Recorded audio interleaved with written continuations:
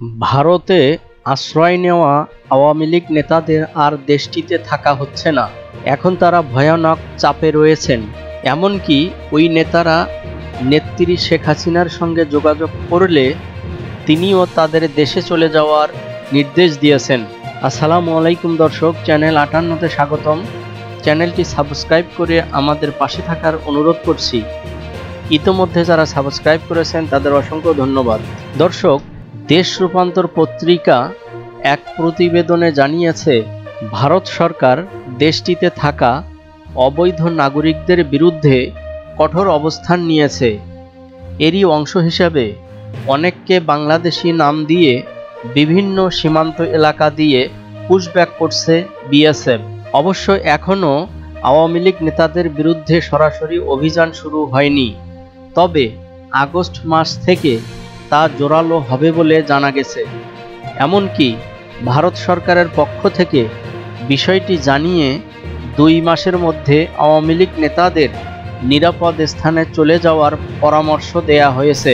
এমন বার্তা পেয়ে কেউ কেউ ইতোমধ্যেই আমেরিকা বা ইউরোপে পাড়ি জমিয়েছেন, আবার অনেকে দেশটি ছাড়ার চেষ্টা করছেন।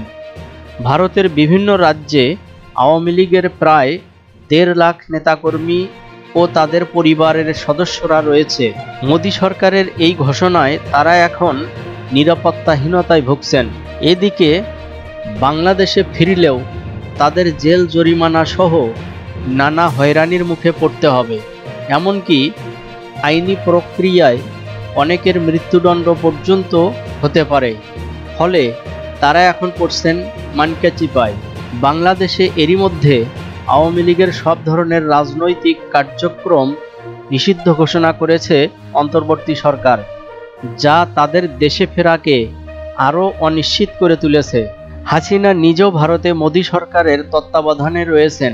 আওয়ামী লীগ নেতারা জানিয়েছেন, চরম এই বিপদে তারা নেত্রীর সঙ্গে যোগাযোগ করলে তিনিও তাদের দেশে ফেরার নির্দেশ দিয়েছেন। এ অবস্থায় নেতাদের দুশ্চিন্তা আরও বেড়ে গেছে। ছাত্র জনতার তীব্র আন্দোলনের মুখে গত বছরের 5 আগস্ট লাখ লাখ নেতাকর্মীকে রেখে নিজের পরিবারের সদস্যদের নিয়ে ভারতে পালিয়ে যান শেখ হাসিনা। তখন অনেক নেতাকর্মী ক্ষোভ প্রকাশ করে বলেছিলেন, হাসিনা আসলে নিজের ও পরিবারের স্বার্থ ছাড়া কিছুই বোঝেন না। অনেকে মনে করছেন, সর্বশেষ ভারতে নিজে নিরাপদে থেকে অন্য নেতাদের দেশে ফেরার নির্দেশ দিয়ে আবারও তার স্বার্থপরতার প্রমাণ দিলেন।